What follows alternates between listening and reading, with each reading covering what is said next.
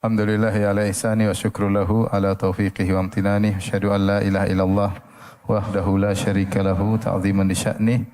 Wa asyhadu anna Muhammadan abduhu wa rasuluhu da'ila ridwanih. Allahumma salli alaihi wa ala alihi wa ashabihi wa ikhwanih. Hadirin dan hadirat, ikhwan dan akhwat yang dirahmati Allah Subhanahu wa taala, pada kesempatan kali ini kita akan membahas tentang 3 model bermuamalah kepada orang lain, yaitu bagaimana berinteraksi dengan orang lain. Ada 3 model secara umum. Yang pertama namanya al-mu'amalatu bil fadl, yang kedua al-mu'amalatu bil adl, yang ketiga al-mu'amalatu bil zulm.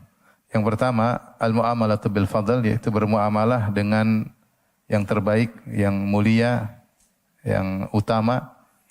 Yang kedua adalah al-mu'amalatu bil adl, bermuamalah dengan secara adil. Yang ketiga al-mu'amalatu bidzulm, yaitu menzalimi orang lain. 3 model ini diisyaratkan oleh Allah dalam surat Asy-Syura ayat 40. Kata Allah Subhanahu wa taala, "Wa jazaa'u sayyi'atin sayyi'atun mithluha, faman 'afa wa aslaha fa ajruhu 'ala Allah innahu la yuhibbuz zalimin." Kata Allah Subhanahu wa taala, balasan keburukan adalah dengan keburukan semisalnya. Ini namanya al-mu'amalatu bil adil. Seorang berbuat buruk kepada kita, kita boleh balas semisalnya, boleh. Adil. Kemudian yang kedua, faman afa wa aslaha fa ajru 'ala Allah. Siapa yang maafkan dan berbuat perbaikan, maka pahalanya di sisi Allah. Ini adalah al-mu'amalatu bil fadl. Dia tidak balas tetapi dia melakukan yang utama, yaitu dia malah memaafkan. Maka ini pahalanya di sisi Allah Subhanahu wa taala. Yang ketiga Allah mengatakan innahu la yuhibbuz zalimin. Sungguhnya Allah tidak menyukai orang-orang berbuat zalim. Ini model yang ketiga. Yang ketiga. Baik, ikhwan dan akhwat yang Allah Subhanahu wa taala, kita akan membahas panjang lebar tentang al-mu'amalatu bil fadl, ya. Dengan berbagai macam contoh-contohnya insyaallah taala, ya.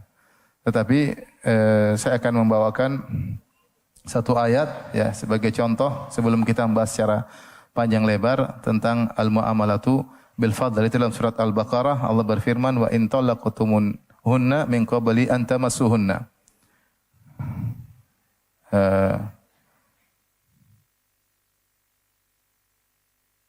Allah berfirman dalam surat Al-Baqarah 237, kata Allah Subhanahu wa taala, wa in talaqtumuhunna min qabli an tamassuhunna wa qad faradtum lahunna fariidah fa nisfu ma faradtum illa ayyafuna aw ya'fu alladhi bi yadihi uqdatun nikah wa an ta'fu aqrabu littaqwa wa la tansawul fadla bainakum innallaha bima ta'maluna basir. Innallaha bima ta'maluna basir. Surat Al-Baqarah ayat 237. Saya terjemahkan dulu maknanya. Wa in talaqtumuhunna, mana jika kalian menceraikan istri-istri kalian, min qabli an tamassuhunna, sebelum kalian menggauli mereka, wa qad faradtum lahunna fariidhah, sementara kalian sudah menentukan nominal mahar, ya, maka apa kewajibannya? Fa nisfu ma faradtum, maka kalian harus tetap membayar mahar tapi setengah, ya. Illa an ya'funa, kecuali para istri memaafkan, au ya'fu alladhi biyadihi uqdatun nikah, atau sang suami memaafkan. Wa anta'fu aqrabu littaqwa, siapa yang memaafkan lebih dekat kepada ketakwaan. Wala tansawul fadla bainakum, maka janganlah kalian meninggalkan sikap bermuamalah bil fadl di antara kalian. Inilah landasan, ada nama istilah al-muamalatu bil fadl, ayat ini. Ayat ini kisahnya begini, ada seorang lelaki menikah dengan seorang wanita tetapi belum digauli. Ketika akad nikah disebutlah mahar. Taruhlah mahar misalnya 100 juta. Mahar 100 juta, kemudian dia akad nikah dengan tersebut, sahlah wanita tersebut menjadi istrinya. Namun mereka belum hidup serumah, belum saling berhubungan, belum belum ada hubungan intim antara mereka berdua. Kemudian ternyata sang lelaki menceraikan istrinya tadi, ya. Dan ini mungkin terjadi kalau di Arab Saudi, sampai sekarang masih ada tradisi seperti itu. Jadi antara akad dengan malam pertama masih ada jeda, ya. Di sana masih demikian. Jadi akad dulu, nanti tinggal serumah entah berapa bulan kemudian. Sampai sekarang masih ada seperti itu. Kalau di Indonesia tidak, ya. Indonesia biasanya akad langsung malam pertama. Kalau enggak akad langsung sore pertama. Kalau mungkin siang pertama. Tergantung sikon, situasi dan apa? Kondisi. Tapi kalau di Arab ada antara akad dengan tinggal bareng itu ada jeddah. Ini dicontohkan oleh Nabi SAW. Nabi menikah dengan Aisyah ketika Aisyah berusia 6 tahun. Ketika masih di Mekah. Baru Nabi tinggal serumah dengannya ketika Aisyah sudah usia cukup 9 tahun. Baru kemudian tinggal serumah dengannya. Bana biha. Tinggal bareng ketika di Madinah. Jadi ada jarak bahkan 3 tahun. Nah, ketika terjadi pernikahan, kemudian sudah disebutkan nominal mahar. Ternyata dicerai. Belum diapa-apain. Belum disentuh. Belum berduaan. Belum berkhalwat. Terjadi qadarullah cerai. Nah, apa yang wajib dilakukan oleh sang lelaki? Sang lelaki tetap harus bayar mahar tapi setengah. Qad faradtum lahunna fariidhah fa nisfu ma faradtum. Maka kalian wajib membayar setengah mahar. 100 juta jadi berapa? 50 juta. Jadi berapa? 100 jadi berapa? Sekolahnya benar berarti sekolah pagi bukan sekolah sore. Baik, jadi berapa? 50 juta. Kenapa? Karena wanita ini sudah dia nikahi. Ketika dia sudah nikahi tidak ada boleh laki-laki lain untuk melamar wanita tersebut. Ya ada sisi merugikan sang wanita. Dia sudah jadi istri sah, kemudian akhirnya diceraikan. Jadi ada sisi sedikit kerugian, maka Allah mewajibkan bayar setengah mahar. Tapi Allah berkata, illa ayyafuna, kecuali wanita tersebut memaafkan dengan mengatakan ya sudah enggak usah bayar apa-apa. Wong saya juga belum diapa-apain, belum sempat berduaan, belum sempat berkhalwat, belum disentuh, belum dicium, belum diapa-apain. Udahlah, gratis, enggak usah bayar. Allah mengatakan illa ayyafuna, kecuali para wanita atau sang wanita memaafkan. Au ya'fu alladhi biyadihi uqdatun nikah, atau sebaliknya. Sang lelaki berkata, "Enggak, saya bayar total, saya enggak bayar separuh. Saya bayar 100 juta. Saya sudah merugikan dia. Saya sudah booking dia, enggak bisa diapa-apain, enggak dilamar oleh orang, ternyata saya ceraikan. Saya enggak bayar setengah, saya bayar apa? Total. 100 juta." Jadi Allah memotivasi di antara keduanya. Setelah itu Allah berkata, "Wa anta'fu aqrabu litaqwa." Siapa yang memaafkan lebih dekat kepada ketakwaan. Yaitu Allah motivasi keduanya. Apakah sang wanita yang memaafkan atau lelaki yang bayar secara 100%.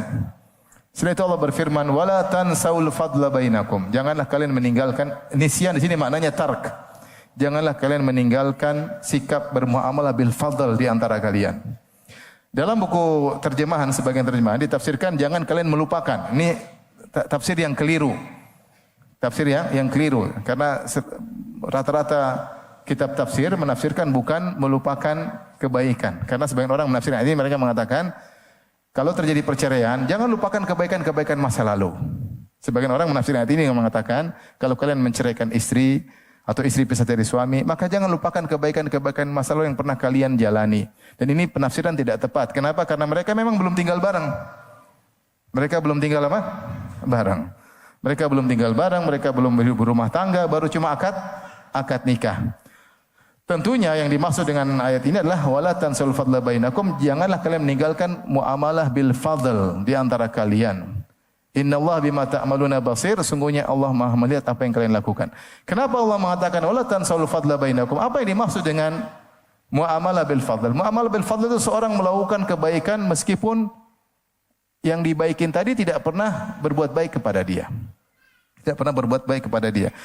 Kisah dua orang ini, lelaki dan wanita ini menikah, mereka baru akad nikah, tidak ada interaksi di antara mereka sebelumnya. Tidak pernah wanita melayani sang lelaki dan tidak pernah sang lelaki memberi kebaikan kepada wanita, cuma akad nikah saja. Meskipun belum ada kebaikan sebelumnya dari sang wanita atau sang lelaki, tapi Allah menyuruh untuk berbuat baik kepada pasangan. Jadi maksudnya al-mu'amalatu bil fadl yaitu seorang melakukan kebaikan lebih kepada orang lain ya. Lebih kepada orang lain, bahkan orang tersebut yang dia baikin tadi mungkin belum pernah berbuat baik kepada dia. Itu namanya al-mu'amalatu bil fadl. Secara sederhana nanti akan kita sebutkan contoh-contohnya lebih detail. Baik, kita berpindah kepada muamalah yang kedua. Apa? Al-mu'amalatu bil adl. Bermuamalah dengan adil, maka artinya kita melakukan yang setara dalam sisi kebaikan maupun keburukan. Ini dibolehkan dan bahkan ini kalau kebaikan hukumnya wajib ya. Allah sebutkan misalnya dalam Al-Qur'an tadi disebutkan wa jazaa'u sayyi'atin sayyi'atun misluha. balasan keburukan adalah keburukan yang semisalnya. Kalau orang berbuat buruk kepada kita, kita boleh balas. Namun harus setimpal, tidak boleh lebih. Itu namanya kita bermuamalah dengan apa? Keadilan. Faman i'tada 'alaikum fa'tadu 'alaihi bimithli ma i'tada 'alaikum. Kata Allah, siapa yang berbuat pelanggaran kepada kalian, maka balaslah sesuai dengan kadar pelanggaran tersebut. Tidak jadi masalah. Tidak jadi masalah. Allah mengatakan wa in aqabtum fa'aqibu bimithli ma uqibtum bih. Kalau kalian membalas, maka balaslah sesuai dengan kezaliman yang kalian rasakan. Meskipun setelah itu Allah mengatakan wala in sabartum, kalau kalian bersabar lebih baik. Huwa khairul lisabirin, lebih baik bagi orang yang bersabar. Tapi kita membalas dengan setimpal itu hukumnya boleh. Jadi ini Allah melihat sifat manusia, tidak semua manusia bisa bersabar. Maka kalau dia balas, dia boleh balas dengan setimpal. Dia boleh balas dengan setimpal. Misalnya ada seorang mengatakan kepada, misalnya si A bilang kepada si B, anjing kamu. Kamu juga anjing. Tidak ada masalah. Sama-sama apa? Anjing. Tidak ada masalah. Ya. Monyet kamu, ya kamu juga monyet. Boleh. Si B ketika membalas monyet, dia berdosa? Tidak. Dia membalas dengan apa? Keadilan. Tidak ada masalah. Yang penting apa? Setimpal. Yang jadi masalah kalau dia tambahin monyet geblek, itu. Kamu monyet goblok. Ini ada tambahan goblok, ini masalah. Karena tidak setimpal. Anjing kamu, ya kamu anjing rabies. Ada tambahan rabies, ini tidak setimpal. Tapi kalau sama-sama anjing, enggak ada masalah. Inilah Rasulullah SAW sebutkan dalam hadisnya, al-mustabbani ma qala fa'alal badi'i malam ya'tadil mazlum. Kata Nabi SAW, kalau dua orang saling caci maki, al-mustabbani ma qala fa'alal badi'.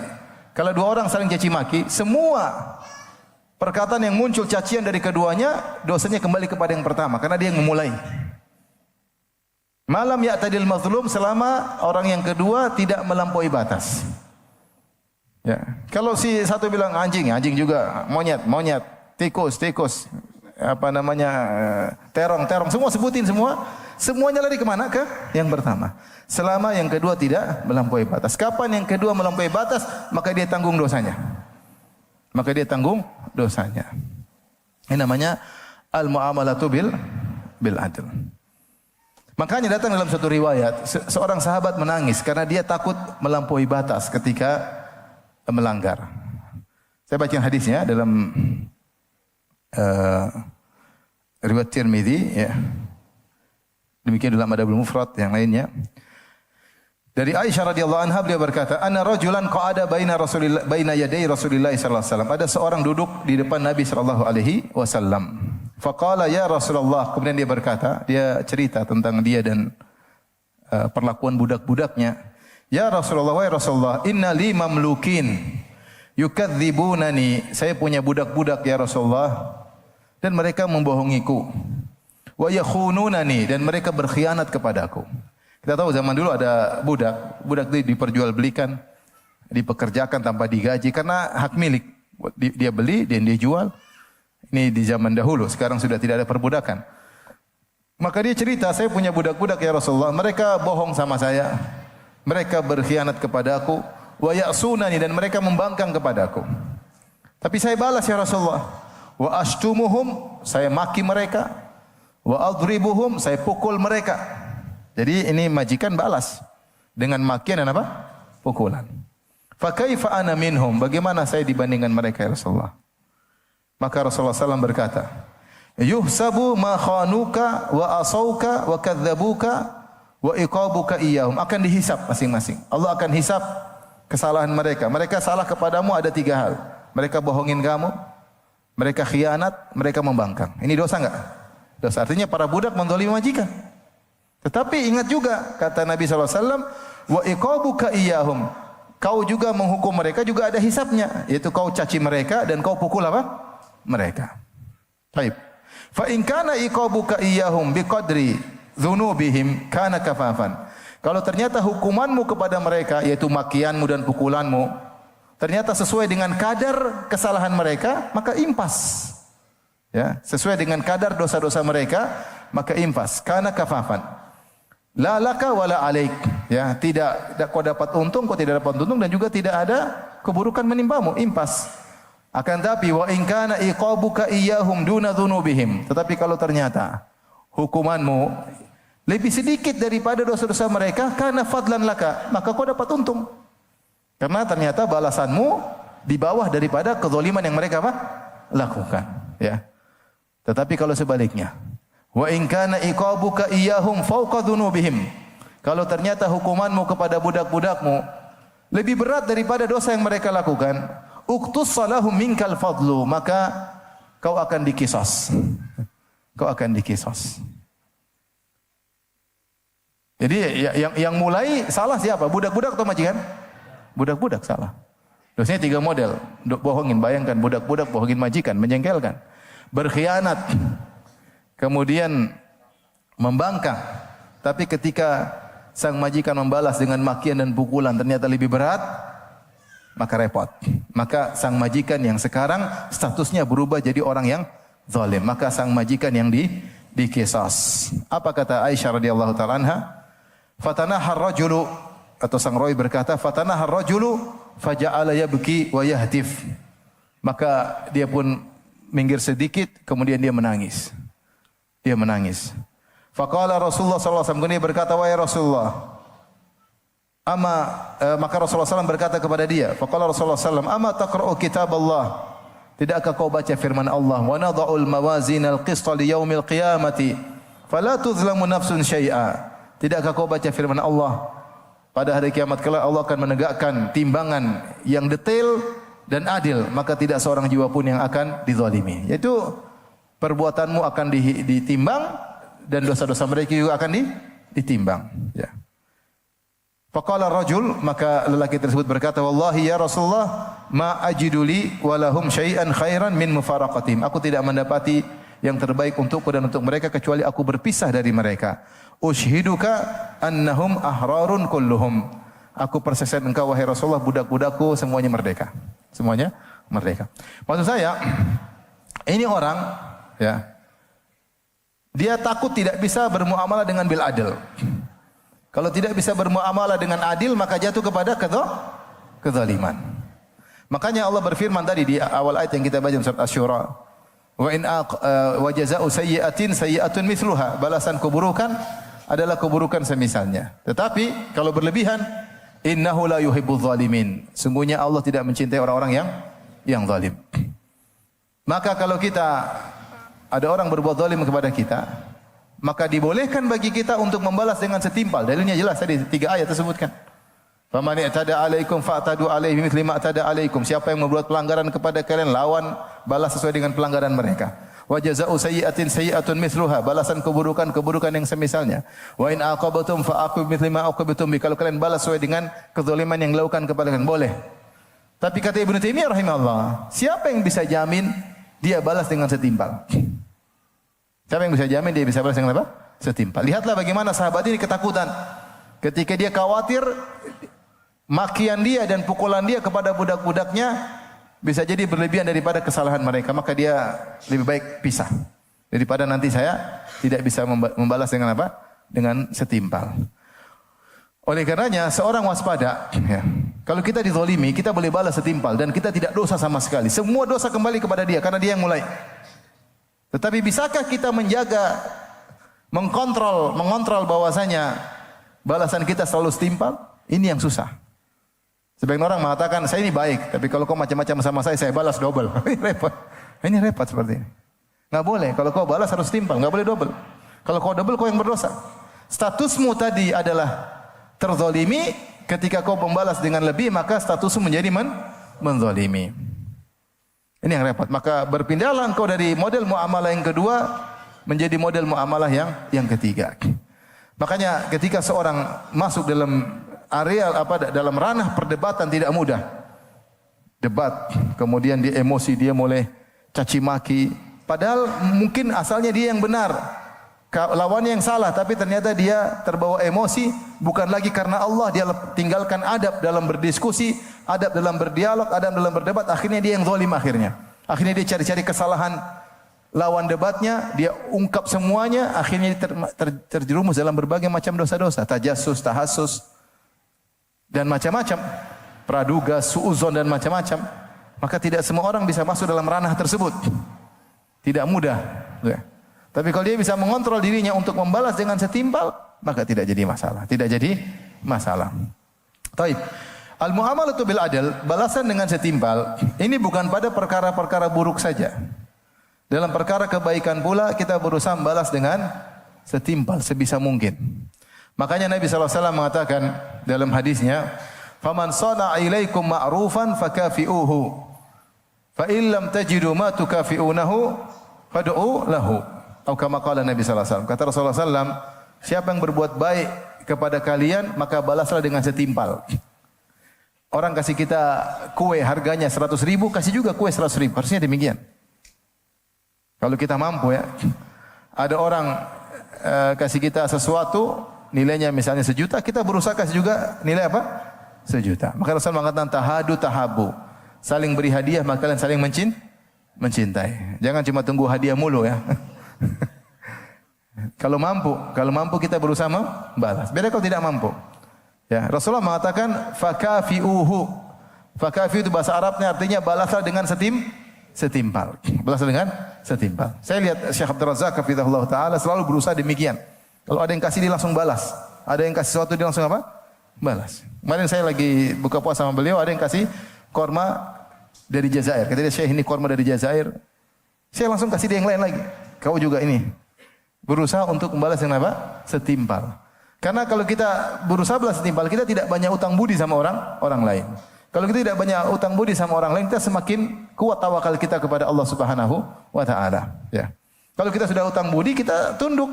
Ya, ada pakai uang enggak enak, ya. Maka seorang berusaha membalas dengan setimpal sebisa mungkin. Kalau tidak, fad'u lahu, maka sering doakan orang tersebut. Doakan. Karena tidak semua orang berbuat baik dengan kita, dia butuh balasan secara materi, enggak. Ada raja misalnya, kasih kita uang 1 juta, kita balas 1 juta. Raja enggak butuh 1 juta. Dia butuh kita doain apa? Dia. Ada konglomerat kasih kita sesuatu, kita enggak perlu balas dengan materi. Dia tidak butuh materi. Yang dia butuh mungkin kebaikan dalam bentuk yang lain. Tapi seorang berusaha membalas kebaikannya dengan mungkin non materi. Di antaranya dengan berdoa, kata Nabi SAW, fad'u lahu, doakan. Dia lebih butuh doa daripada materi. Ya. Tapi Rasulullah SAW mengajarkan kita untuk balas dengan apa? Setimpal. Apa kata Ibn Taimiyah rahimahullah ta'ala? Ahsin ila man syi'ta takun amirahu. Wastaghni amman syi'ta takun nadhirahu. Ihtaj ila man syi'ta takun kata Ibn Taimiyah, berbuat baiklah kepada orang lain, ya, takun asirahu. Kata Ibn Taimiyah rahimahullah ta'ala, ahsin ila man syi'ta takun amirahu. Berbuat baiklah kepada siapapun yang kau sukai, kau akan jadi amirnya. Itu dia akan dia enak sama engkau. Kau akan menundukkan dia. Sebagaimana perkataan seorang penyair, ahsin ila nasi tasta'bid qulubahum fatala masta'badal insanal ihsanu. Berbuat baiklah kepada orang lain, kau akan menundukkan hatinya. Betapa kuat perbuatan baik menundukkan hati seseorang. Kalau kita berbaik sama orang itu lama-lama enggak. Iya terus, dia enggak berani bilang enggak.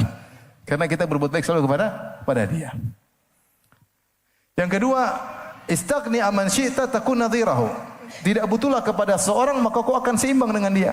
Ada orang kaya punya teman orang miskin, tapi orang miskin tersebut tidak pernah butuh kepada orang kaya. Orang kaya juga enggak mentang-mentang sama dia. Orang miskin pun bisa tetap angkat dadanya. Kenapa? Saya tidak butuh sama kamu kok. Saya bisa hidup sendiri tanpa kamu. Tapi kalau begitu dikasih-kasih terus, lama-lama apa? Nunduk. Wahtaj ila man syi'ta takun asirahu. Butuhlah kepada orang lain, maka kau akan menjadi tawanannya. Kau akan menjadi tawanan. Ini perkataan Ibn Taimiyah nukil dan juga perkataan para orang-orang Arab. Maka ketika seorang tidak punya utang budi sama orang lain, itu lebih baik sebisa mungkin. Kalau dia tidak bisa balas kebaikan yang orang lakukan kepada dia, harus sering doakan orang tersebut. Sehingga dia merasa bahwasanya dia telah membalas kebaikan materi orang tersebut dengan balasan non materi berupa doa yang mungkin terkadang lebih afdal daripada materi tersebut. Tapi dia harus sering doakan sampai dia merasa sudah cukup, ya. Makanya minimal kita berkata jazakallahu khairan. Jazakallahu khairan. Ya, kita doain ketika sujud, ketika bersendirian, doain orang berbuat baik, punya hutang, yang punya jasa dalam kehidupan kita berupa materi atau yang lainnya, yang kita rasa kita tidak bisa membalas jasanya. Oleh karenanya seorang berusaha harus sering mendoakan kedua orang tuanya, karena dia tidak akan pernah bisa membalas jasa kedua orang tuanya. Nggak akan bisa. Kalau selain orang tua, kita doa secukupnya. Kata Nabi, sampai kau merasa cukup. Tapi kalau orang tua nggak ada rasa cukup. Karena kita tidak bakalan bisa balas jasa kedua orang tua. Kata Nabi, kau hanya bisa balas jasa kedua orang tuamu kalau kau dapat orang tuamu dalam kondisi budak, kemudian kau beli, kemudian kau merdekakan. Tapi nggak akan kita dapati kondisi tersebut. Orang tua kita merdeka, mereka bukan budak. Kata Nabi, kau hanya bisa balas jasa orang tuamu kalau kau dapati orang tua budak, kemudian kau beli, kemudian kau merdekakan. Oleh karena kita doain orang tua itu ciri orang soleh, ciri anak soleh sering mendoakan apa? Orang tua. Karena doa tersebut tidak akan pernah cukup, karena kita tidak bakalan bisa membalas jasa kedua orang tua. Taib, jadi dalam hal kebaikan pun kita berusaha balas dengan apa? Setimpal. Ya, balas dengan setimpal. Ini mengajarkan kepada kita tidak melupakan jasa orang lain. Makanya di antara hal yang menarik, Az-Zahabi rahimahullah dalam kitabnya Al-Kabair menyebutkan di antara dosa besar lupa dengan kebaikan orang. Lupa dengan apa? Kebaikan orang. Ingkar dengan kebaikan orang. Seorang kalau tahu orang lain telah berbuat baik kepada dia, harus ingat.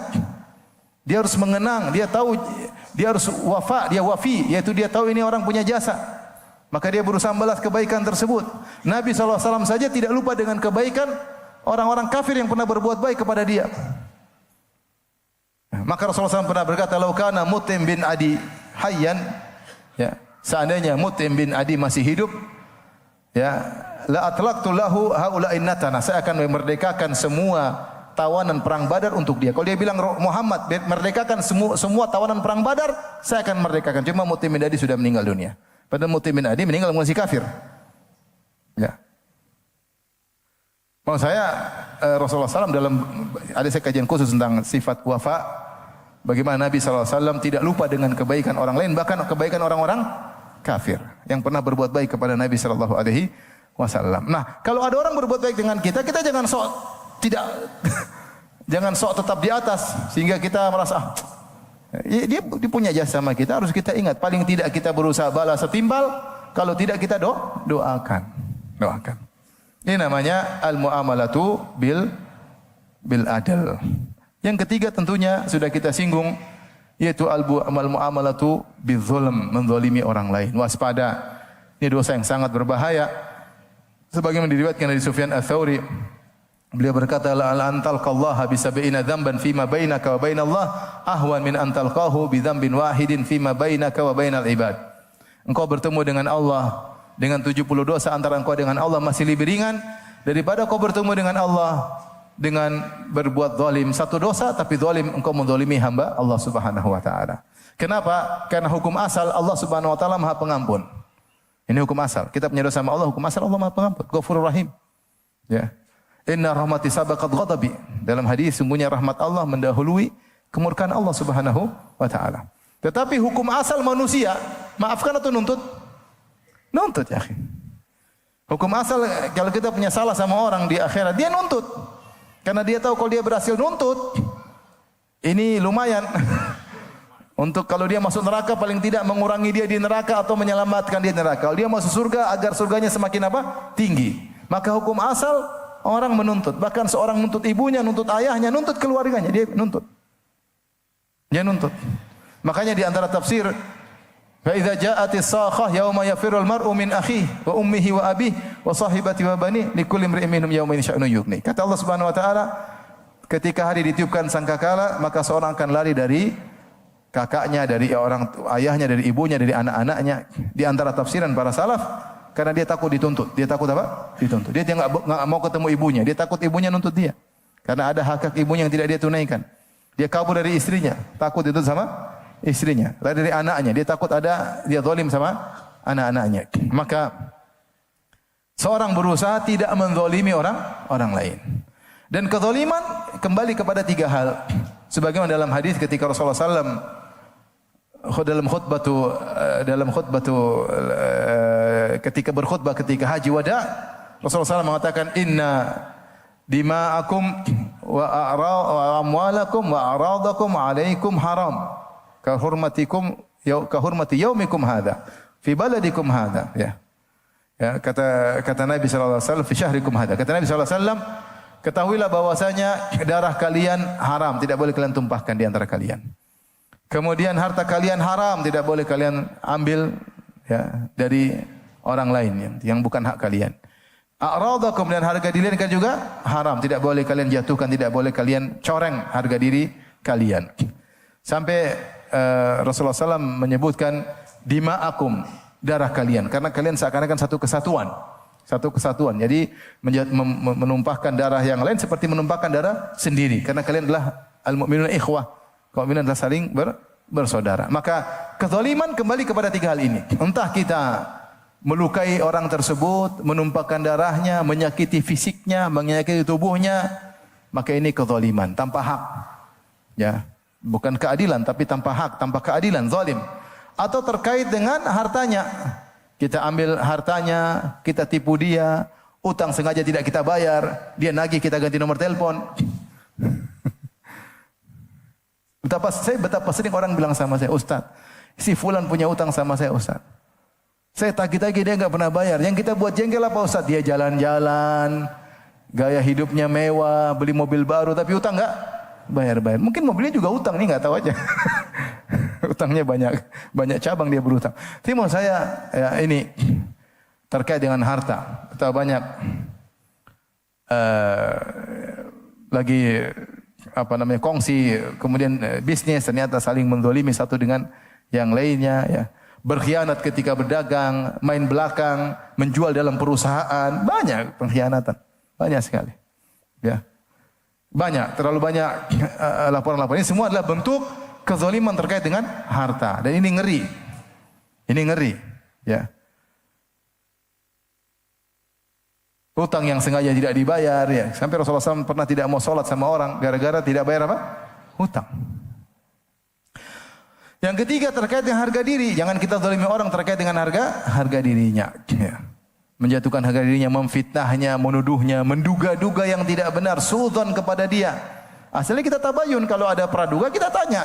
Jangan kita praduga kemudian kita sebarkan dugaan tersebut. Kalau mau tanya tabayun. Kalau tabayun jangan satu pihak. Kalau kau pingin kepo, sekalian tanya dua pihak. Tapi kalau kau enggak ingin kepo, diam aja, enggak usah ngomong. Kalau kau pingin kepo, tanya dua pihak. Adalah kebodohan seorang hanya bertanya kepada satu pihak, kemudian dia mengambil kesimpulan tanpa bertanya kepada pihak yang lain, ya. Makanya di antara sebab disebut oleh sebagian ahli tafsir, Nabi Daud alaihissalam fakhara raki'an wa anab.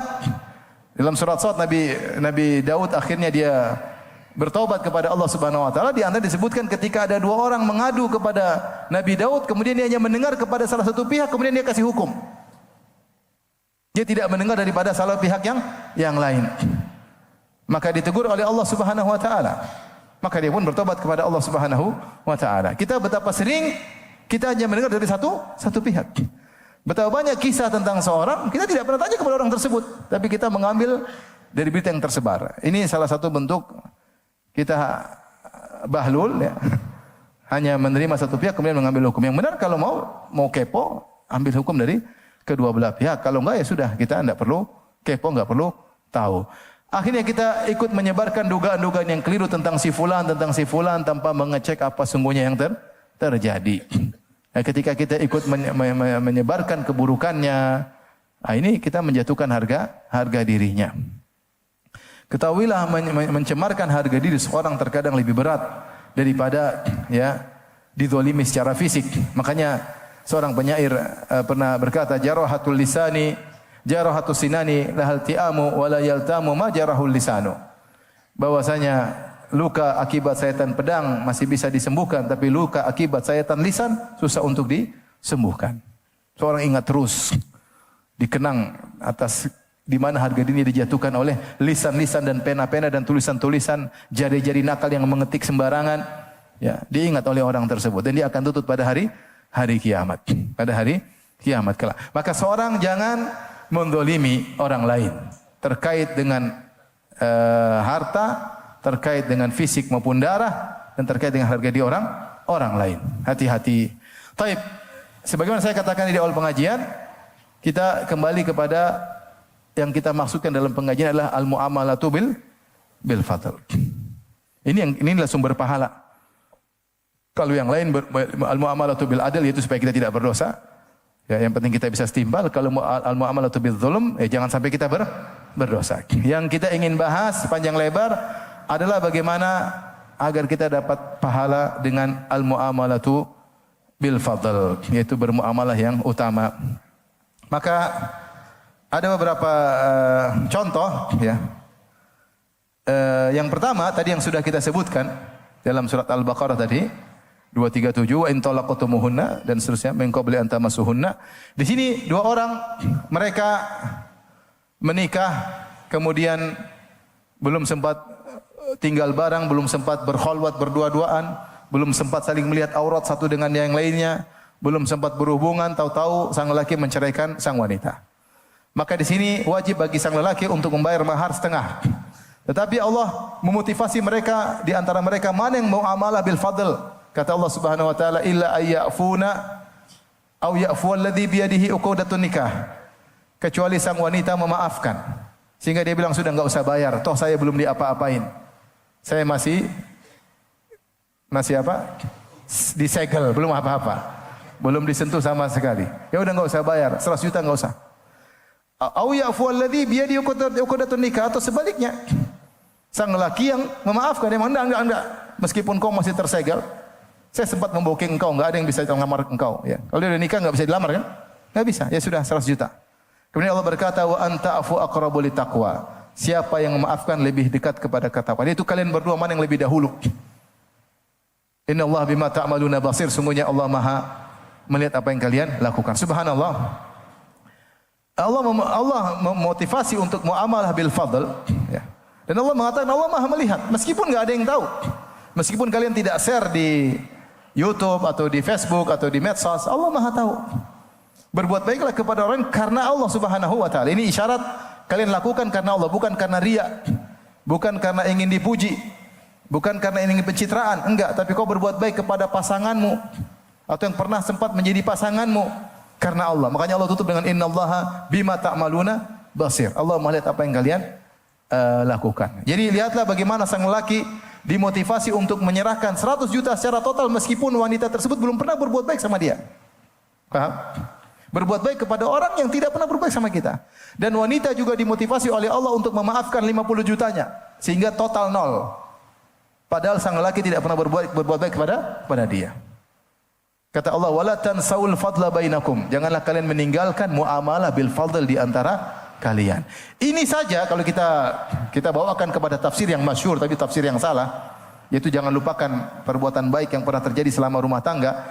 Maka itu kita bisa boleh katakan tafsir dengan kelaziman. Nah, ini aja tentang dua pasangan suami istri yang tidak pernah berumah tangga saja Allah suruh berbuat yang terbaik, apalagi yang sudah pernah berumah tangga, apalagi yang sedang berumah tangga. Memang berat kita berbuat baik sama istri karena Allah. Meskipun sering diomelin misalnya. Berat.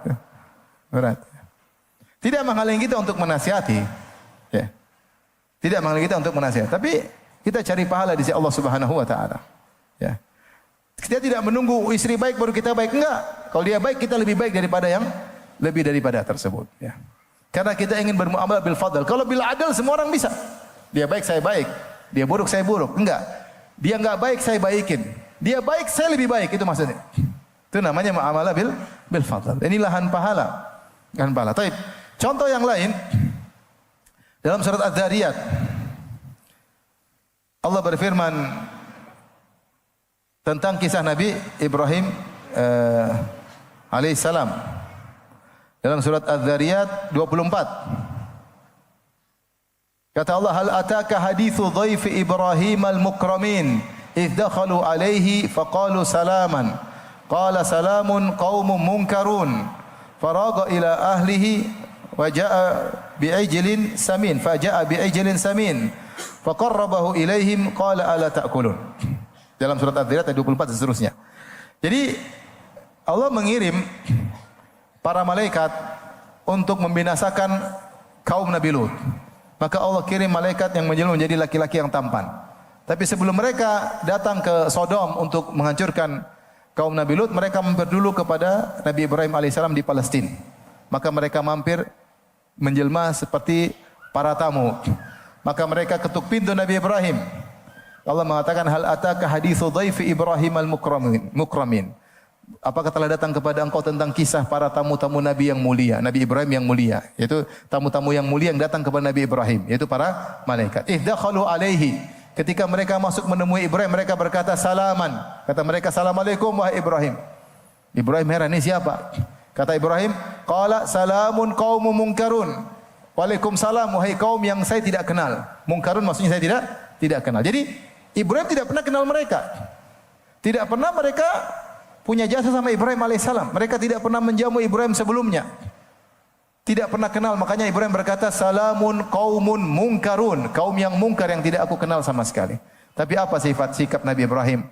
Faraga ila ahlihi faja'a bi ajlin samin. Segera dia pulang menuju istrinya, kemudian dia nyembelih sapi yang gemuk, kemudian dia panggang, kemudian dia hidangkan kepada tamu-tamunya tersebut.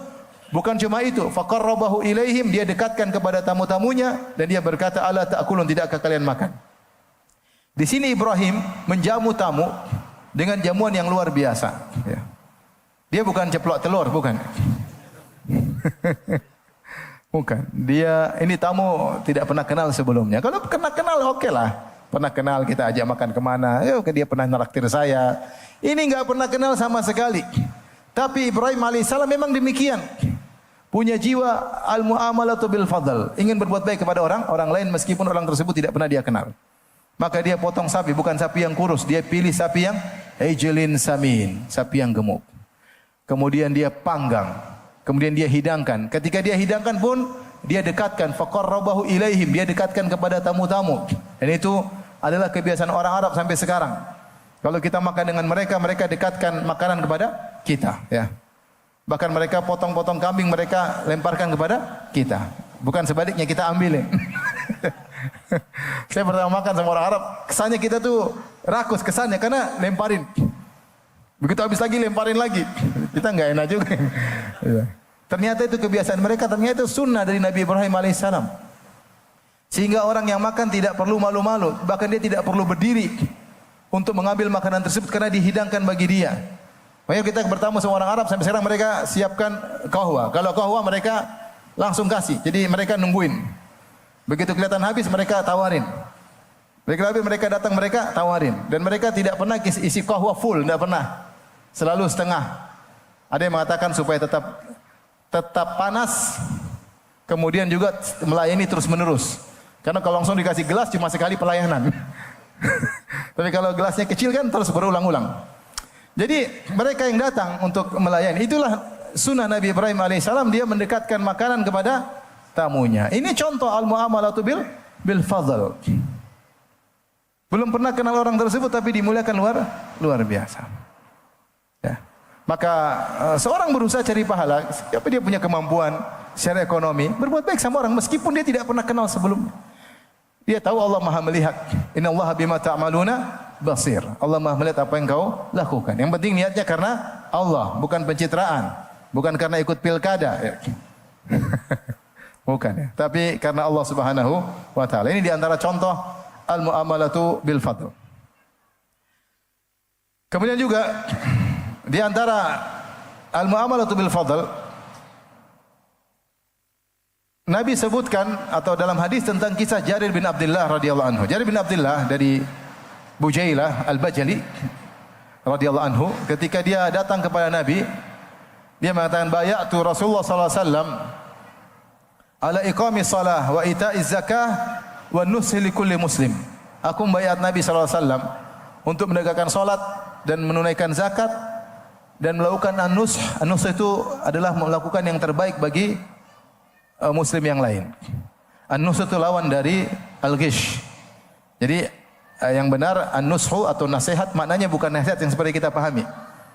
Nasihat itu adalah melakukan yang terbaik kepada pihak yang kita hadapi. Itu namanya an-nush. Makanya para nabi mengatakan innilakum nasihun amin. Sungguhnya aku adalah nasih, yaitu aku ingin terbaik buat kalian. Aku ingin terbaik buat kalian. makna nusah dalam bahasa Indonesia dipersempit. Maknanya jadi cuma nasihat. Cuma apa? Nasihat. Padahal kalau bahasa Arab, nasihat adalah bagian daripada nusuh. Nusuh itu maknanya bersikap yang terbaik bagi orang yang kita nasihati. Makanya dikatakan seorang mukmin apa namanya? Ad-dinun nasihah. Liman ya Rasulullah, agama nasihat. Lillahi wa li rasulihi wa li kitabihi wa li ammatil muslimin wa ammatihim. Nasihat kepada Allah. Apa maksudnya nasihat kepada Allah? Bukan kita nasihati Allah, bukan. Tetapi maksudnya kita melakukan yang terbaik di hadapan Allah. Wali Rasuli, apa nasihat kepada Rasulullah? Yaitu kita menjalankan perintahnya, menjauhi larangannya, membenarkan sabda-sabdanya. Nasihat wali kitabi, nasihat kepada Al-Quran. Maksudnya apa? Menjalankan isi Al-Quran. Jadi nasihat itu maksudnya an-nusu, adalah yang terbaik. Nah, Rasulullah SAW ketika mengambil baiat dari kebanyakan para sahabat, hanya dibatasi dengan iqamis shalah wa ita'iz zakah. Syahadatain, terus iqamis salat, mendirikan salat dan menunaikan zakat. Tapi khusus Jarir bin Abdullah ada tambahan. Dan ini tidak diriwayatkan Nabi mengambil dari sahabat yang lain. Baiat. Baiat. Kalau nasihat iya, tapi baiat kan janji setia. Khusus Jarir bin Abdullah, Rasulullah bilang an-nushu likulli muslim. Kau harus menjadi seorang yang nasih bagi setiap muslim yang kau temui. Dan Jarir bin Abdullah mengambil janji tersebut. Ada yang mengatakan Jarir bin Abdullah, kenapa Rasulullah ambil baiat tersebut? Karena dia adalah pemimpin kaumnya dan dia akan menjadi dai. Seorang dai harus demikian, berusaha melakukan yang terbaik bagi orang di depannya. Maka setelah itu benar-benar Jarir bin Abdullah menjadi orang yang bermuamalah bil fadl, Dia berusaha melakukan yang terbaik bagi orang yang dia muamalahi. Sampai disebutkan beliau pernah suruh budaknya untuk membeli seekor kuda. Maka pergilah sang budak beli seekor kuda dengan harga 300 dirham. Penjual kuda sepakat. Kata dia sepakat 300 dirham. Kata sang penjual, raditu, saya ridho 300 dirham. Maka Jarir bin Abdullah naik kuda tersebut. Ternyata kuda ini tidak pantas 300, harus lebih mahal. Maka dia panggil lagi, wahai fulan, ini kuda tidak pantas 300 dirham, harus 500 dirham. Ridho? Ridho lah. Kasih tambah lagi 200. Subhanallah. Kemudian dia naik lagi. Dia bilang tidak pantas 500 dirham. Kata dia, fulan, tidak pantas, harus 800 dirham. Subhanallah. Jadi 300 jadi berapa? 800 dirham. Siapa manusia yang seperti ini? Tidak ada kecuali siapa? Jarir bin Abdullah. Ini seperti dongeng kalau, tapi ini sahabat, pernah hidup sahabat seperti ini. Ketika dia bermuamalah bil fadl. Apa yang terbaik bagi orang di depan saya? Subhanallah, ya. Tidak wajib, ini tidak wajib. Yang wajib bil adil, faham? Kalau gitu gimana cari untung? Nambok mulu. Tapi ini ada. Ya, dia berusaha, subhanallah. Ini pernah terjadi dilakukan oleh seorang sahabat namanya Jarir bin Abdullah Al-Bajali radhiyallahu taala anhu. Di antara bentuk al-muamalatu bil fadl, seperti yang disampaikan oleh Nabi sallallahu alaihi wasallam, rahimallahu ra'an samhan idza ba'a wa samhan idza ishtara wa samhan idza qada wa samhan idza iqtada. 4 perkara Rasulullah sebutkan dalam satu hadis. Ini juga susah. Semoga Allah merahmati orang yang murah hati ketika menjual, merahmati orang yang murah hati ketika membeli.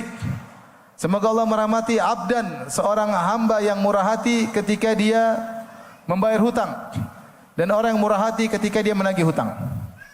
Maksudnya bagaimana? Maksudnya ketika dia menjual, saman idza ba, dia menjual. Ada orang tawar, misalnya ini berapa? 150.000. Orang itu bilang 120 ya. Oke lah, ambil. Dia tidak apa namanya pelit ya. Bagi dia sudah ada untung, dia lepasin. Sebagian penjual enggak. 150.000, 120 enggak. 130 enggak. 140 enggak. 150, 149 pun enggak. 150 harus. Ada yang begitu, ada yang kenceng kalau apa? Jualan. Rasulullah tidak menganjurkan demikian. Rasulullah menganjurkan kalau kau jualan kau sudah untung, orang tawar dia ridho, kayaknya kau juga untung, lepasin aja. Rezeki nanti berkah, Allah berkahi. Rahimallah, susah tapi kalau penjual dia ngomong ini. Kapan naik haji Ustaz juga? Repot. Jual barang, rahimallah mra'an atau abdan samhan idza ba'a. Jualan ini mudah. Kalau untung dia lepasin. Itu tidak, Rasulullah tidak suruh jual rugi, tidak. Tapi dia mudah lah, sama-sama untung dia. Oke lah harga lepas. Sebagian orang tidak, enggak, saya enggak akan 1 rupiah pun enggak akan turun. Kau cari tempat cari penjual lain. Berikutnya, rahimallahu ra'an samhan idza ishtara. Semoga Allah merahmati seorang kalau membeli dia dengan murah hati. Dia kalau beli 100 ribu, dia tawar, misalnya dia tawar 80 ribu ya, kata penjualnya enggak 90, oke lah, dia ridho, mudah. Sebagian orang kalau nawar ngeri, 100 ribu, 30 ribu. Saya kalau belanja sama orang seperti ini, saya sampai takut duduk samping dia, karena nawarnya ngeri. Saya ada teman saya bilang, Firanda diam kamu ya. Biar saya yang tawar, kok nggak tahu apa-apa. Dia tawar ngeri. Kita aja duduk situ nggak enak, jadi pura-pura nggak tahu. Misal 1.000 tawar 30.000. Gimana? Nggak usah gitu kali ya. Kecuali kita memang di pasar penipu ya boleh lah. Tapi kalau umumnya, dia juga kan jualan mau cari untung. Emang kau merugikan dia? Buat apa dia jualan? Dia jualan cari untung nggak? Ya selama itu masuk akal, barang juga kau suka, lepasin aja. Ngapain susah-susah? Nanti Allah berkah, yang penting Allah berkah. Nanti kalau dikasih rezeki lagi Allah untuk beli barang yang lain. Bukan malah kita habisi, enggak. Ada orang seperti itu, dia beli 100 ribu, 30 ribu ya. Enggak Pak, enggak. 70 ribu mentoknya, enggak 30 ribu. Enggak Pak, 70 ribu. Enggak 30 ribu. Tapi dia enggak pergi-pergi, situ terus. Jadi ambil berapa? Gratis ambil. Orang ya akhirnya dia pun jual terpaksa. Nggak boleh, jual beli nggak boleh karena terpaksa, harus apa? Ridho. Kalau nggak ridho nggak halal jual beli tersebut. Terpaksa, paksa lepasin. Nggak boleh. Ya, dalam muamalah tidak boleh tidak boleh tanpa keridhaan. Ini saya ingatkan hal ini. Sampai hadiah pun kata Syekh Utsaimin tidak boleh kecuali ridho. Kalau ada orang kasih antum karena basa-basi, jangan ambil. Paham? Dan beruntung nih, alhamdulillah ini rezeki nomplok, padahal dia nggak enak kasih ente. Misalnya dia bawa 2 buku, kasih dia mau kasih teman antum, terus antum ada di situ, dia nggak enak, aduh gimana? Ya udah antum jangan terima, karena antum tahu dia kasih karena apa? Nggak enak, nggak boleh. Hadiah harus apa? Ridho. Kalau ada tetangga makan durian, panggil antum, fulan durian, dia antum tahu basa-basi, ente jangan, oh iya, tunggu. Ayo tunggu saya panggil, ayo sini durian. Tetangga kita lagi pesta. Padahal ini cuma apa? Basa-basi. Indonesia kan banyak basa-basi. Kecuali antum lewat terus, enggak, terus dia tarik tangan antum, serius dia. Kata antum lewat, alhamdulillah. Ini antum baru, oh iya langsung datang. Wah ini. Nah, ini hadiah pun tidak boleh dengan tanpa keridhaan. Ya. Ini paksa-paksa, kasih dong punyamu, kasih dong aja dia. Ya. Jadi kita lihat suasana, jangan sampai kita mendapatkan anugerah gratis ya. dengan apa terpaksa seorang. Demikian juga jual beli. Ya, kalau kita maksa akhirnya dia lepaskan karena tidak enak, maka tidak boleh. Jadi kalau kita membeli dengan murah, kalau kita merasa ini sudah oke, harga oke, kita punya duit, lepasin aja. Ada berapa? 80 ribu? Enggak Pak, 90 ribu. Ya udah, kasih aja. Nggak ada masalah, juga butuh dapat untung. Jangan musim hujan, ada orang jualan es, nggak laku-laku. Kesempatan nih. Berapa Mas? 10 ribu, 5 ribu ya? Gimana ya? Udah ambil gitu kesempatan. Muntang-muntang musim hujan, kita malah minta korting 50%. Harusnya kita beli aja kalau bikin nolong ya. Jadi intinya Rasulullah mengajarkan kita murah hati, bil fadl. Kita bisa saja tawar tapi kita nggak mau tawar. Bahkan di antara kata para ulama, di antara sedekah yang tidak diketahui oleh tangan kiri adalah kita membeli tanpa menawar. Ya, sehingga ya udahlah, kita tahu kita bisa tawar, kita tahu harganya lebih murah tapi enggak, karena kita ingin tolong dia, kita enggak tawar. Ya, kita enggak tawar. Termasuk saudara-saudara kita yang miskin-miskin, yang jualan-jualan Senin Kemis ya, laku nggak laku, ya masih ditawar lagi, kasihan. Anaknya entah bayar sekolah belum tentu ada uang, makan belum tentu ada uang, ya nggak usah tawar, kasih aja. Sedekah dengan tetap menjaga harga dirinya, dan itu diantara sedekah yang tangan kiri tidak tahu apa yang dikeluarkan oleh tangan kanan. Kemudian kata Rasulullah SAW, samhan idza qada, atau sam di antara samman idza qada. Murah hati ketika menagih. Murah hati ketika menagih, yaitu seperti firman Allah Subhanahu wa taala, wa in kana dzu usratin fanadhiratun ila maisarah wa an tasaddaqu khairul lakum. Kata Allah, jika engkau menagih seseorang dan dia lagi sulit, benar-benar dia sulit, artinya dia enggak punya uang, fanadhiratun ila maisarah, maka kasih tunda, enggak boleh kita paksa. Lain halnya kalau dia punya aset, kita bilang kau jual asetmu. Udah tahu dia enggak punya duit, kerjaan lagi baru di PHK, ya sudah, kita enggak bisa maksa, dia enggak punya apa-apa. Bilang nanti kalau kau mampu. Kata Allah setelah itu, wa anta saddaqu khairul lakum. Kau bersedekah lebih baik. Artinya apa? Misalnya dia punya utang 1 juta, kita sedekah setengah, bilang udahlah. Kau punya uang berapa? Cuma 500 ribu, udah 500 ribunya saya maafin. Atau kalau kita baik lagi daripada itu, udah enggak usah bayar, udah enggak usah pikir, kau cari makan lah buat anak istrimu. Semua utangmu saya lunaskan. Ya. Paling tidak ketika kita nagih dia enggak bisa bayar, kita kasih penundaan. Itu sudah dapat pahala. Dia enggak bisa bayar, ini nanti, enggak apa-apa. Bulan depan enggak apa. Ya. Kita nasihati dia, kau berusaha, berdoa, bulan depan enggak apa. Dia enggak mampu lagi, memang dia enggak mampu, kita lihat. Beda kalau dia penipu, dia punya aset, ya kita bisa maksa. Tapi kalau dia memang benar-benar tidak mampu, ya kita maafin. Ini namanya ramah hati ketika menagih. Bahkan dalam hadis disebutnya ada seorang masuk surga, ketika dibangkitkan, kemudian Allah suruh malaikat periksa amal dia. Ditanya, kau punya amal surga? Saya enggak punya. Saya enggak punya. Kecuali ada satu amalan saya. Saya dulu suruh anak buah saya memberi pinjaman. Saya suruh tagih. Siapa yang tidak bisa membayar, ditunda, saya suruh tunda. Siapa yang tidak bisa bayar, saya maafkan. Kata Allah, kami lebih utama untuk memaafkan. Akhirnya diampuni oleh Allah Subhanahu wa taala. Gara-gara apa? Dia menagih hutang, orang enggak bisa bayar, dia tunda, kalau enggak dia potong atau dia lunasi. Nah, bayangkan kalau orang punya hutang kita lunaskan, betapa hatinya menjadi lega, betapa bahagia ya. Betapa bahagia luar biasa. Oleh karenanya seorang mencari pahala dari sisi manapun. Dari sisi materi kalau dia punya, cari pahala dari sisi materi. Kemudian juga kata Rasulullah sallallahu alaihi wasallam, rahimallahu ra'an samhan idza qada. Semoga Allah merahmati seorang hamba yang murah hati ketika membayar hutang. Nah, dalam bayar hutang juga seorang punya adab. Kalau dia punya kemampuan, sebelum jatuh tempo hendaknya dia bayar. Atau pas jatuh tempo dia bayar. Jangan sudah jatuh tempo kemudian dia tunda-tunda, ya. Dia punya hutang, dia tidak bayar jatuh tempo. Kenapa? Dia olah dulu. Dia kelola dulu uangnya supaya dapat untung lagi. Maka harusnya dia bayar bulan Januari, dia bayar bulan Mei misalnya. Selama beberapa bulan tersebut dia kelola uangnya, dapat untung lagi. Ini enggak boleh seperti ini, sudah jatuh tempo. Nah, kalau bisa antum bayar sebelum jatuh tempo. Kalau bisa bayar sebelum jatuh tempo. Bahkan dalam hadis Nabi SAW bayar lebih daripada utangnya. Dan ini diperbolehkan dalam syariat. Anna rajulan taqadha Rasulullah sallallahu alaihi wasallam fa agladha lahu fa hamma bihi ashabuhu. Ada seorang nagih utang sama Nabi. Nabi punya utang, saudara. Nabi punya utang. Mungkin Nabi lupa atau sibuk, tidak sempat bayar. Maka datanglah orang tersebut kemudian nagih kepada Nabi sallallahu alaihi wasallam fa agladha lahu. Dia agak keras terhadap Nabi sallallahu alaihi wasallam ketika menagih tersebut.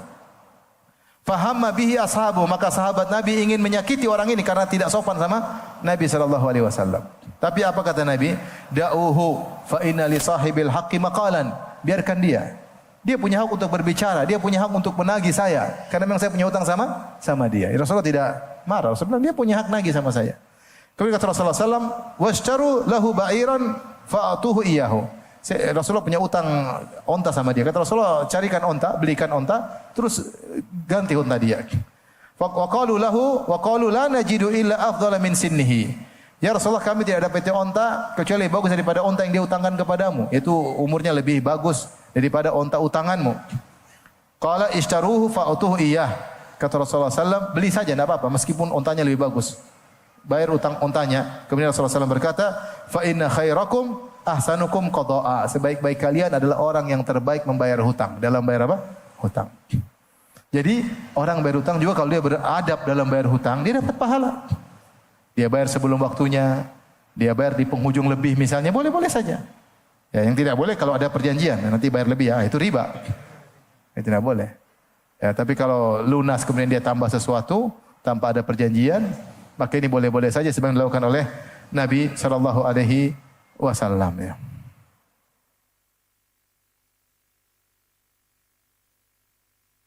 Taib. Di antaranya bentuk al-muamalatu bil fadl ini sangat sulit ya.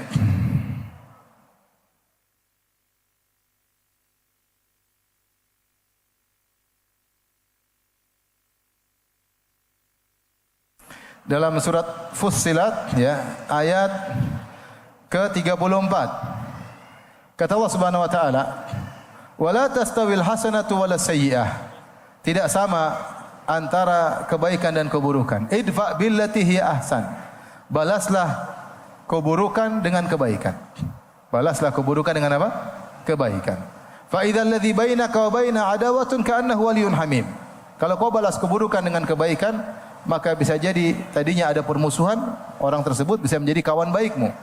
Kemudian kata Allah, "Wa ma yulaqqaha illa alladziina sabaru." Tidak ada yang bisa melakukan sifat tersebut kecuali orang-orang yang sabar. Wa ma yulaqqaha illa dzu hazzin azim. Dan tidak ada yang bisa melakukannya kecuali orang yang mendapatkan keuntungan yang besar. Ini di antara al-muamalatu bil fadl yang Allah sebutkan dalam beberapa ayat, di antaranya ayat ini. Idfa billati hi ahsan. Balaslah keburukan dengan kebaikan. Bukanlah kehebatan adalah seorang balas kebaikan dengan kebaikan, tapi suatu kehebatan balas keburukan dengan kebaikan karena Allah Subhanahu wa taala. Ya. Minimal memaafkan. Minimal memaafkan. Memaafkan adalah suatu hal yang sangat berat. Makanya maafkan itu al-muamalatu bil fadl. Dia bisa balas tapi dia enggak balas. Ya. Makanya tadi disebutkan di awal ayat, di awal pengajian kita Allah berfirman, "Wa jazaa'u sayyi'atin sayyi'atun misluha." Balasan keburukan adalah keburukan semisalnya. Ini al-muamalatu bil adl.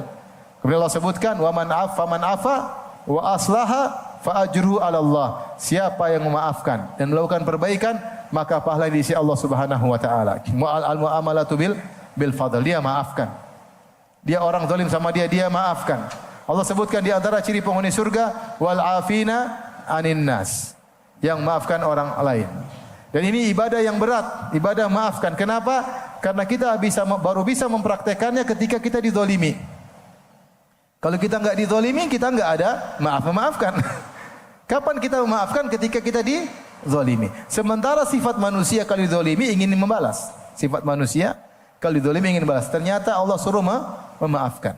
Bahkan Allah mengatakan, "Faman afa wa aslaha." Siapa yang maafkan, lakukan perbaikan, fa ajruhu 'ala Allah, maka pahalanya urusan Allah. Ini di antara metode Allah untuk menjelaskan bahwasanya pahalanya sangat besar. Sangat besar. Memaafkan orang yang berbuat zalim kepada kita. Maka latih diri kita untuk memaafkan orang menzalimi kita, baik orang jauh maupun orang dekat. Bisa jadi kezaliman datang dari orang sekitar kita. Bisa jadi kezaliman dari pasangan hidup kita, bisa jadi. Bisa jadi kezaliman dari kerabat kita, bisa jadi tetangga kita, bisa teman dekat kita yang selama ini kita baikkan, ternyata dia menzalimi. Bisa jadi. Maafkan, itulah kehidupan dunia. Ini kesempatan kita diampuni oleh Allah Subhanahu wa taala. Ya, Allah mengatakan, "Wala ya'tali ulul fadli minkum was-sa'ah an yu'tu ulul qurba wal masakin wal muhajirin fi sabilillah wal ya'fu wal yasfahu ala tuhibbuna ay yaghfirallahu lakum." Kata Allah, maafkanlah dan berlapang dadalah kalian. Tidakkah kalian suka jika diampuni oleh Allah Subhanahu wa taala? Siapa yang maafkan, dia akan dimaafkan. Dosa kita banyak, ikhwan. Dosa kita banyak. Maafkan istri supaya kau dimaafkan Allah. Dengar bapak-bapak, apa? Maafkan apa? Istri biar diampuni oleh Allah. Istri maafin suami. Kalau suami minta maaf, maafin supaya diampuni oleh siapa? Allah Subhanahu wa taala. Orang yang paling utama kita ampuni, kita maaf orang dekat kita.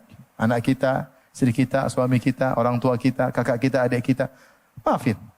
Maafin. Ini al-muamalatu bil fadl. Lebih daripada itu, balas dengan kebaikan. Datang seorang kepada Nabi SAW mengeluhkan tentang kerabatnya. Dia berkata, "Ya Rasulullah, inna li qarabatan." Ya, sungguhnya Rasulullah, saya punya kerabat-kerabat. Asiluhum wa yaqta'unani. Saya sambung kekerabatan dengan mereka, sambung silaturahmi, mereka mutusin. Wa uhsinu ilaihim wa yusiuna ilayya. Aku berbuat baik kepada mereka, mereka berbuat buruk kepadaku. Ini bayang, mereka buat buruk, dia buat baik. Ya. Kemudian wa ahlumu anhum wa yajhaluna alayya. Aku bersabar dengan mereka, mereka berbuat kebodohan kepadaku. Dia Bagaimana Rasul? Kata Rasulullah sallam, "Fa in kunta kama qult fa ka'annama tusifuhumul mal. Wa la yazalu laka min Allahi dhahirun 'alaihim ma dumta 'ala dhalik." Kalau benar kau ucapkan demikian, maka seakan-akan kau masukkan debu yang panas di mulut mereka, dan senantiasa ada penolong Allah kirim untuk engkau selama kau demikian. Jadi Allah kirimkan malaikat menolong seorang yang berusaha membalas keburukan dengan apa? Kebaikan. Dibantu oleh Allah Subhanahu wa taala. Ini orang hebat, pahalanya besar. Makanya Allah mengatakan, "Wa ma yulaqqaha illal ladzina sabaru." Tidak ada yang bisa melakukan ini, membalas keburukan dengan kebaikan, kecuali orang yang super sabar. Wa ma yulaqqaha illa dzu hadzin azim. Tidak ada yang bisa melakukannya kecuali yang mendapatkan pahala yang ganjaran yang besar. Tidak mudah. Oleh karenanya kalau kita sadar bahwasanya dunia ini hanyalah hidup sementara dan dinamika kehidupan dunia pasti begitu. Kita disakiti orang, kita dizalimi orang, tidak ada nyaman dalam kehidupan dunia ini. Ya. Ada kesedihan, setelah itu ada kesenangan. Setelah kesenangan pasti ada apa? Kesedihan. Ya. Ada tawa, ada tangisan. Ya. Tidak ada. Ya sudah, kalau ada orang buat salah sama kita, maafin aja, maafin. Kita ingin diampuni oleh Allah Subhanahu wa taala, dosa kita banyak. Dosa kita banyak. Ini ikhwan contoh al-muamalatu bil fadl. Maka seorang berusaha bermuamalah yang terbaik bagi orang di sekitarnya. Bagi istrinya, istrinya kurang baik dia baikin, anaknya kurang baik dia baikin, tetangganya kurang baik dia baikin, kakak adiknya kurang baik dia baikin. Karena Allah Subhanahu wa taala. Allah berfirman tentang Abu Bakar As-Siddiq, ya. Wa sayujannabuhal atqa alladhi yu'ti malahu yatazakka wa ma li ahadin indahu min ni'matin tujza illa ibtigha'a wajhi rabbil a'la wa la sawfa yarda. Maka neraka tersebut akan dijauhkan dari orang yang bertakwa. Ini tentang Abu Bakar. Siapa Abu Bakar? Akan dijauhkan dari neraka jahanam. Siapa dia? Alladzi yu'ti malahu yatazakka, yang dia menginfakkan hartanya untuk mensucikan jiwanya. Abu Bakar menginfakkan hartanya bukan untuk supaya punya jasa sama orang lain, bukan supaya dihormati oleh orang, tapi dia membersihkan dirinya. Membersihkan dirinya karena dia mencari keridhaan Allah. Wa ma li ahadin indahu min ni'matin tujza. Dia melakukan kebaikan tersebut bukan karena dia punya utang jasa sama orang. Illa bitigha wajhi rabbil a'la. Dia melakukan itu semua karena mengharap wajah Allah. Wala saufa yarda, dia akan ridha, dia akan masuk surga. Ketika Abu Bakar merdekakan budak-budak yang lemah, ada Bilal, ada Amir bin Fuhairah, budak-budak lemah. Datang ayahnya masih kafir ketika itu, Abu Quhafa. Dia mengatakan, "Wahai anakku." Bapaknya baru masuk Islam ketika Fatu Makkah. Ini padahal sebelum hijrah. Jadi bapaknya masih kafir. Bapaknya nasihatnya Abu Bakar, "Wahai Abu Bakar, kalau kau merdekakan budak, cari budak-budak yang kuat. Jangan budak-budak yang lemah. Kalau kau merdekakan budak-budak yang kuat, nanti mereka sudah merdeka, mereka akan kuat menjadi penolongmu, pembelamu di kemudian hari." Kata Abu Bakar As-Siddiq, "Innama aratu ma aratu." Saya melakukan sesuatu itu karena ada sesuatu yang saya inginkan. Allah sebutkan keinginan Abu Bakar. Illa btigha'a wajhi rabbil a'la. Dia hanya mencari wajah Allah Subhanahu wa taala, ya. Jadi ketika kita mu'amal bil fadl, kita mencari wajah Allah Subhanahu wa taala, bukan untuk disanjung, bukan untuk dipuji, bukan pencitraan, enggak. Memang kita mencari wajah Allah, kita banyak dosa, kita ingin dapat pahala sebanyak-banyaknya. Nah, maka dalam kehidupan ini kita harus berpikir otak. Saya di rumah ada istri, ada anak, ada keluarga, ada kakak adik, apa yang saya bisa lakukan yang terbaik? Muamalatul fadl dengan mereka. Saya punya uang, gunakan uang tersebut. Saya punya ilmu, gunakan ilmu tersebut. Saya punya kekuasaan, gunakan kekuasaan tersebut untuk berbuat baik kepada orang sekitar. Kita pikir, ini sama pembantu kira-kira yang terbaik apa ini saya bisa lakukan sama dia. Meskipun kita tidak punya utang budi sama dia, meskipun dia tidak punya jasa sama kita. Itulah al-muamalatu bil fadl. Intinya melakukan kebaikan kepada orang yang tidak pernah berbuat baik kepada kita, atau membalas kebaikan lebih banyak daripada orang yang berbuat baik kepada kita. Itu namanya al-muamalatu bil fadl. Baik, demikian saja yang saya sampaikan. Wallahu taala alam bisawab. Kalau ada yang bertanya, saya persilakan.